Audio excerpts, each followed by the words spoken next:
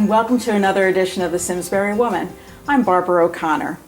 We've all heard the phrase, the only constant in life is change, and I'm sure we could all shake our heads and say, tell me about it, to that. Change can be something we actively work at, something that surprises us. It can be generated internally or a reaction to something outside of us. It can be exciting and terrifying at the same time. The four Simsbury women I'll be talking with today have all done something that many people think about but don't always act on. They changed careers after doing something else for a long time. Today we'll learn about their situations and how they made their changes. Maybe their stories will be the motivation and encouragement you're looking for. I'm going to start today by having each of the ladies introduce themselves. Kristin? Hi, Barbara. Thanks. Kristin Lilley. I've been living in Simsbury for the past 5 years. My husband is from here, and I was a barista and a supervisor for Starbucks for almost 10 years. And then when my husband lost his job, about 6 weeks before our wedding 3 years ago, I decided that I had to do something. And I was able to go and applied for a gazillion jobs, it felt like, and landed one as a client associate for a very large firm in wealth management. So terrific. We'll get more details on that in a little bit. Melissa. Hi, I'm Melissa Richards. I've been living in Simsbury for the last 12 years, and I worked for the last 10 years in the food service industry and kept very late hours. And as my children got older and started getting active, everything was happening in those evening hours, and I needed to be home and able to be with them more than I was allowed to with my schedule. So I had started pursuing a hobby, which was my photography, and about 4 years ago I turned it into my career. Oh, that's terrific. Lisa. Hi, Barbara. Thanks. I'm Lisa Wilcox. I grew up in Simsbury, and about 5 years ago I returned with my family. My oldest daughter is 10. I have 4 kids, and I've been primarily a stay-at-home mom for almost 10 years. And about a year ago I started a health coaching practice. And I have an office here in town, and prior to having kids I worked briefly as a lawyer. But I consider my transition mostly to be from stay-at-home mom to working as a health coach. Great. And speaking of health, Stephanie. Yeah, I'm Stephanie Hobbs, and I've been in Simsbury probably about 7 months. Prior to that, we were in Austin, Texas, and before that, we were in Granby for about 4 years, Granby, locally here. When we were in Austin, I became an instructor for Bar 3 after being a stay-at-home mom. I just needed something for myself. I was in the corporate field before, having children, and when you're home with those kids all day, I just felt like I needed something for me. Yeah. So we moved back here to Simsbury. I said I needed to bring this with me because it's just it's a franchise that we purchased and is doing very well across the country. And I just feel like the Farmington Valley women, we need it. We need one here, and it does embody health, nutrition, plus the working out aspect and mind-body connection. So I'm excited to bring it here. Terrific. That's neat. Well, Kristin, you with going into a corporate position, it's kind of what you think of with changing careers, going from one thing to another, but it also sounds like it was quite a growth step from, although you were in management with being a supervisor, a real switch from going from a retail location to a financial advising situation. Absolutely. There's a lot to learn. I was lucky that I knew enough about, they wanted somebody who was good in customer service, and, and that was definitely a skill that I had acquired. And it served me well in the beginning part, getting to know clients and everything. But there was a lot to learn. I had to retrain my brain to be able to, learn something and memorize it. And it had been a long time since I had really worked that hard, really worked my mind out. But I really enjoyed it. I was very lucky to get a job with people that are really, really good at what they do, good at teaching, good with their client service model. So I was really impressed. So would you say when client is that kind of like it's like account an executive, a service? A little bit of everything. Yeah, we do. We handle some of the legal stuff, making sure that people have, powers of attorney applied to their accounts, opening accounts, closing accounts, moving money around. So it's a real detail-oriented. It's very detail-oriented, which is something I always, and I had these conversations with my own sons as they were taking summer jobs and then applying for jobs after college and stuff, and thinking about what skills can you really translate. Maybe I don't say it's somebody talked to when one of my sons was being interviewed, and he was talking about his restaurant experience and the particular places he had worked. And the person who was interviewing was familiar with some of those and said, "Oh, you're used to dealing with some real divas," or something, some kind of line like that, which is, it means, if you learn to be able to deal with people's quirks, if it is, the customer service really, if you get right down to it, is the same in whatever industry you're talking to. People want to be listened to. People want to know that they're being taken care of. They don't want to be fibbed to, for lack of a better and many word. things are stressful, so you have to be able to read somebody just from a few words on the phone to put them at ease. So it helps to know people, to have had that much experience with when people. we were all introducing yourself, Melissa had mentioned how being on the restaurant side and the food service side was such a difficulty with her children. Do you have trouble with this job, with juggling your family? Well, that's the other thing. I have a 9-year-old daughter, and she was very used to, I went in very early, 4 or 5 a.m. because I was lucky that I was able to have that shift. My husband would get her on the bus to school, whatever else she needed, and then I was always home by the time she got home and to take her to activities. So it's definitely been a difficult adjustment for all three of us. We have pets and we're all in activities. My husband's a volunteer firefighter. I'm on the Ladies Auxiliary in town, and I sing with Sweet Adelines in town as well. So we're all battling all kinds of things and juggling a variety of things on our individual schedules. So it was kind of tough to meld that together, but it's worked.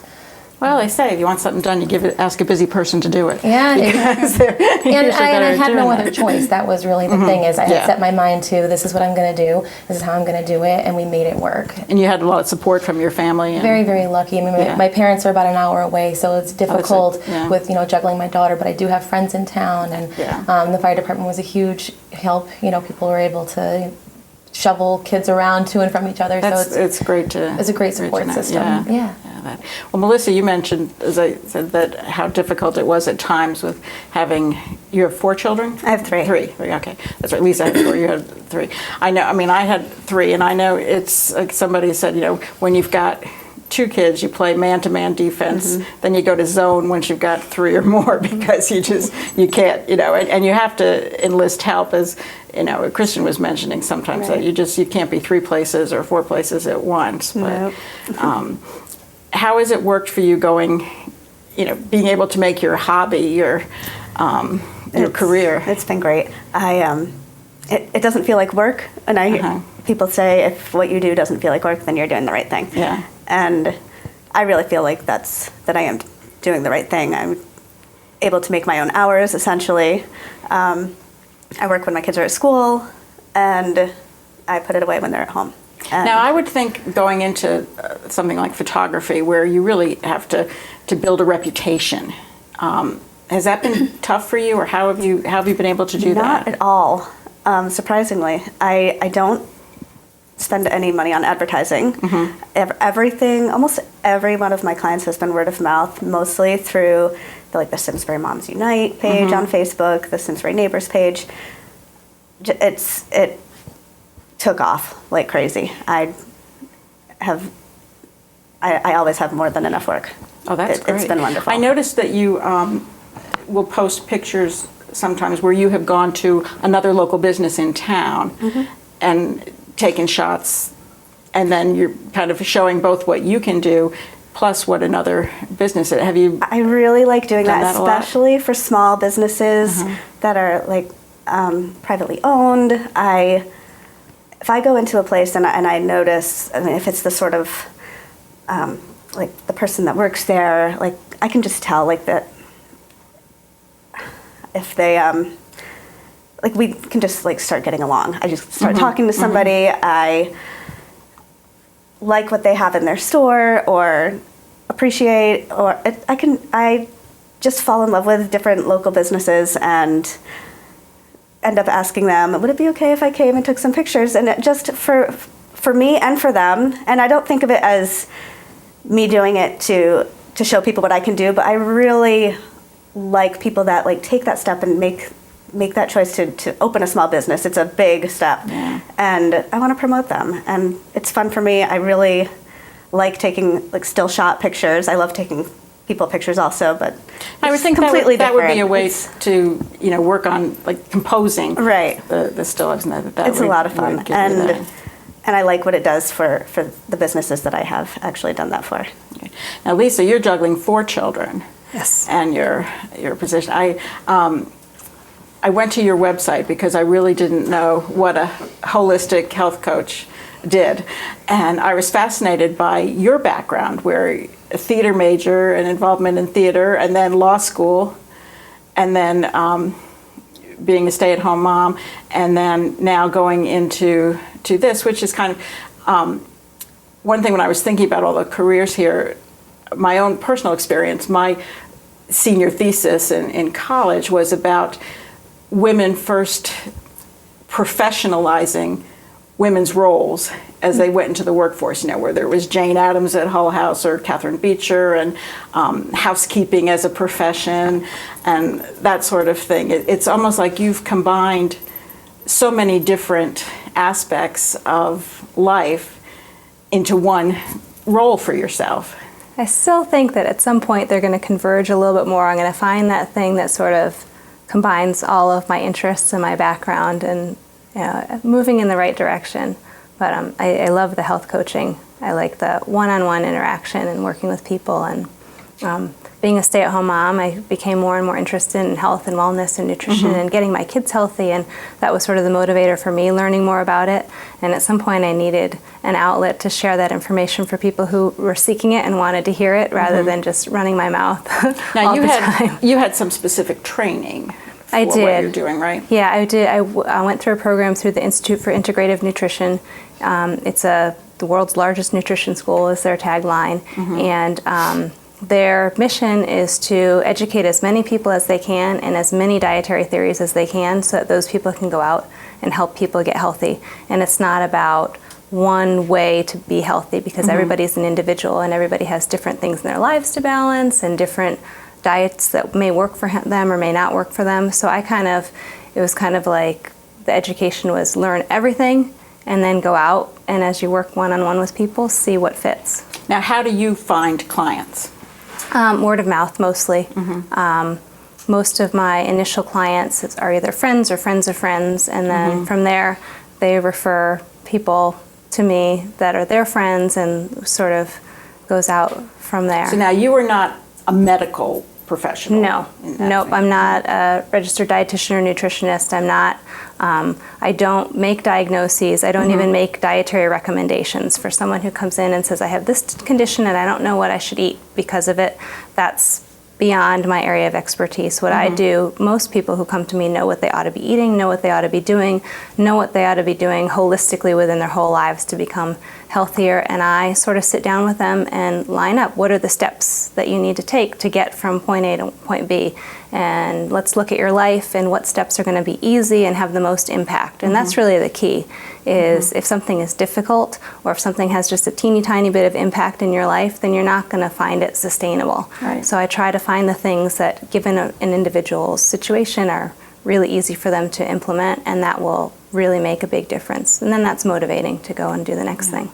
It sounds like you're really passionate about what you're doing. And I have to say, when I was recruiting people for this conversation, the passion from the person to your left there, Stephanie, came through in her email to me, just how excited she is about the program that she's going into and starting up. So why don't you tell us a little bit about your background, Stephanie, and what you're... My background, I was in corporate America for 12 years in HR, so I did a lot of recruiting and hiring and firing and difficult conversations being in HR. I felt like I was the counselor of the company.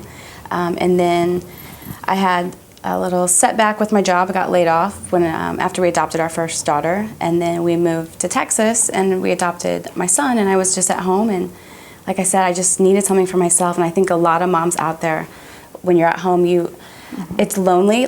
You have people out there that are like you. They're at home with their kids, but I feel like everyone, especially here in the winter, we're just in our house and I found feel that alone. I lost my identity when I made the decision to stay home with my sons. That it was like my whole identity had been wrapped up in my career. Yeah, and when that was gone, it was like, that's where I was, and I was like, I'm not going back to corporate America. It just wasn't for me. And so I went back to, they say, go back to what you enjoyed as a child. And I loved to dance. I was an NFL cheerleader.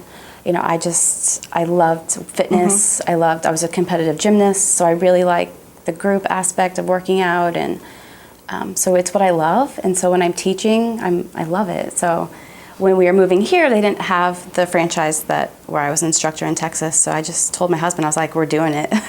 We're going to make it work. And, I think you said earlier that, you make it work somehow. Like, we have no family here to help with our kids, but we're going to make it work. And the studio will actually have childcare in the studio, so moms can bring their kids in. Now, this studio is going to open in the shops? In shops probably Farmington September, Dairy? October timeframe. Hopefully September, but it could be a little later.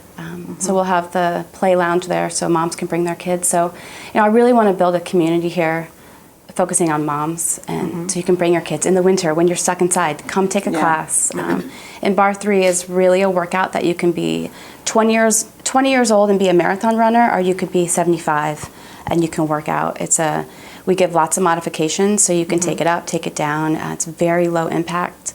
So I'm just hoping that Farmington Valley embraces it like the rest of the country has been. I've read about this, and I've heard from friends elsewhere who have gone to either that type of studio or, if not the same company, a similar thing, that it seems to be a very popular new workout. What does it involve? I mean, when you think of it for the bar, and I think of ballet, but it's more than ballet. Yeah, you right? don't have to ever have taken dance class. I just want to put that out there. People are sometimes afraid or intimidated. Yeah. I tell people just to come try it once. When we open, the whole first week will be free. So I will be promoting that, and those classes will probably fill up. So it'll be free. You can come check it out. The childcare will be free.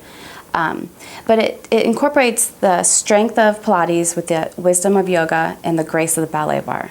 So it's kind of just a mix of all three, and it goes through a 60-minute workout, and it's head to toe, full body workout, and when you leave, that's all you have to do for the day.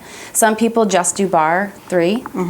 Some people are runners, and they take Bar 3 to help them, get stronger and run faster. And now, with you looking at a franchise for your business here, how did you decide to go with this one? Was it because you had worked for the company, or did you research other things? What did you? I looked at two other franchises plus Bar 3, some other big ones, and then I looked possibly about opening my own, like a little boutique. I just really like the Bar 3 franchise and what it stood for, and how they incorporate nutrition, mind-body connection, and how it has the yoga and Pilates with the ballet bar. I feel like it's also not as intimidating as some of the other bar studios, where you have to be a dancer, and they say first position, and they use dancer terminology, and we don't use dancer terminology. It's very layman's terms. So do you feel that there's a good support structure for you? Yes. From the franchise, which is another reason I chose the franchise. They help you tremendously. I mean, it's from running the business to marketing for everything. They help you, training. Recruiting, hiring. So, I mean, I would think with especially you three who have your own business per se, and two of you have offices outside your home, right? I think, Melissa, you said you're able to work from your home. Did you have trouble with financing? Or how did you go about getting financing for that? Or how, when you're renting an office space or doing that, how do you approach something like that? I think mine is much more low-key than what you're getting involved in. All I need is a desk and a chair, and I really lucked out. A friend of mine needed office space for a nonprofit that she runs, and I didn't need my space 5 days a week, because I only wanted to work a couple days a week as I was starting out, and it just worked out that we share an office now. Flexibility is important there with Yes. that.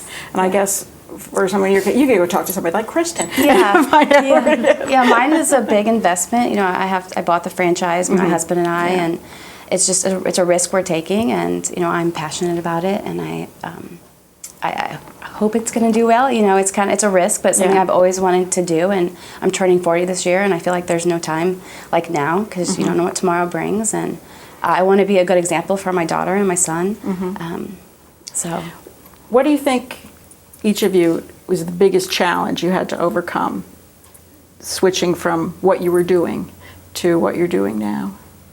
My time frame, definitely, because I went from a little bit more flexible schedule to a very strict, I leave for the bus at 7:20 in the morning, take the bus into Hartford, and I get home at about 6 o'clock if I'm lucky. And sometimes it's later than that. Sometimes we have events that run till 10. Sometimes we have to go in on a Sunday. Not often, but there's always things that are, and it was really difficult to adjust to that, especially for my daughter, who was so mad at me.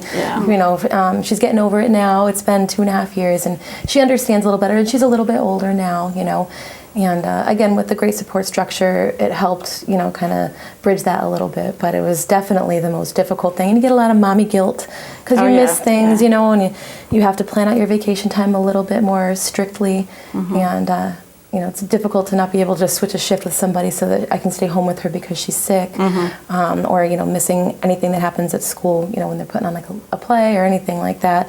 And the night stuff you can do. And I can work around some things in the afternoons too, but definitely a lot more difficult to balance everything with that. Now, Melissa, did you abruptly switch from having income to being on your own, or did you kind of No, ease out? Yeah, I eased out. I started doing photography for profit while I was still working in a restaurant. I probably overlapped about 2.5 years, and I was able to get to the point where, yes, it was great to have an income from the restaurant, but I could do just okay. I mean, it was fine to just have the income from the photography as well.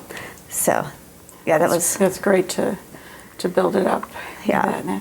Now, you said you grew up in Simsbury, right? So do you have a support structure here that was still intact when you came back? No, I was gone for almost 15 years, I think. Yeah. So it was a long time. I come back and now I run into people that I knew because it's a small town. Right. But I didn't come right back into a solid support structure when I moved back. How have your kids dealt with you going back to having my children, when I was home with them, I had been in advertising and marketing, so I did all the volunteer things and built playgrounds and stuff like that at their schools and all that. And I would look at things that they wrote in school, things like, I don't know what my father does, but my mother does nothing. Things like that. And my mother goes to meetings where she tells other people what to do, and things like that. And they had really no conception of anything happening.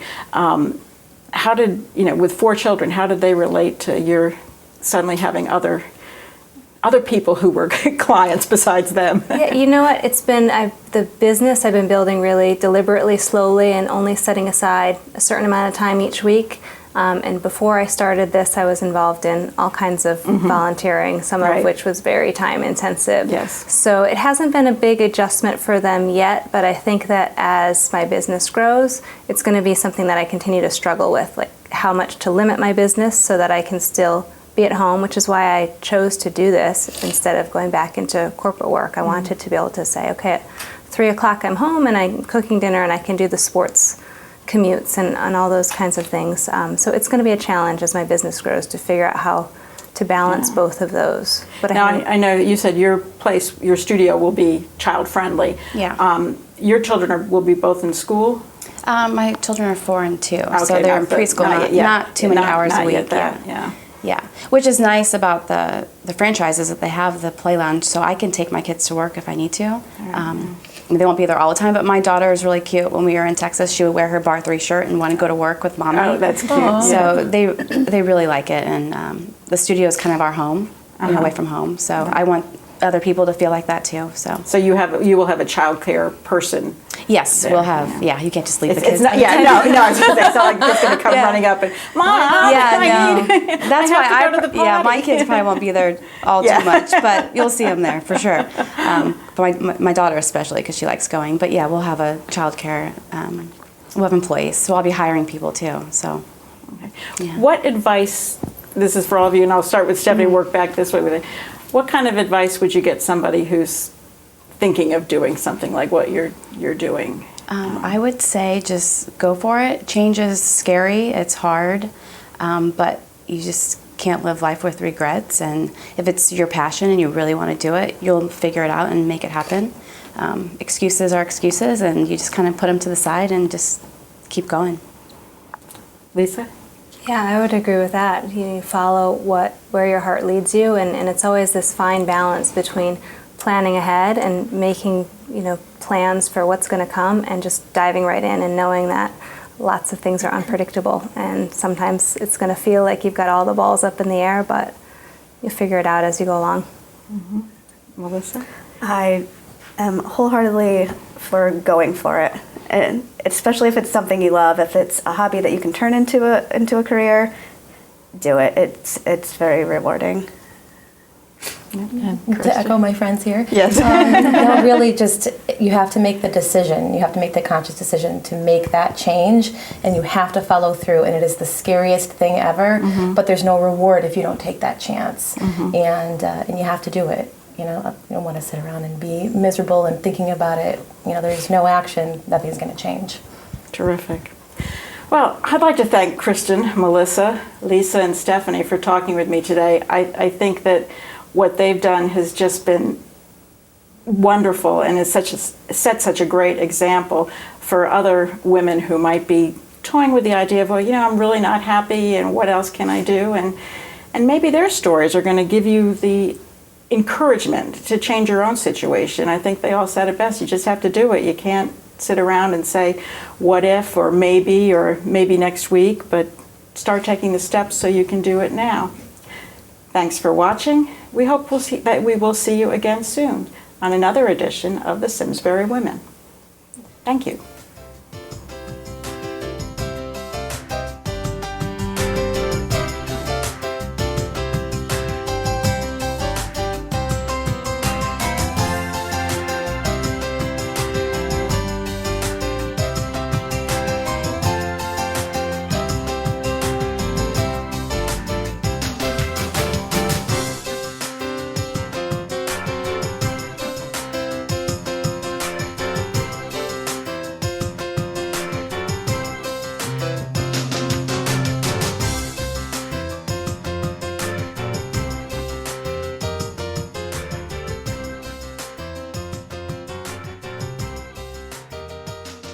Funding for Simsbury Community Television is provided in part by contributions from viewers like you. Thank you.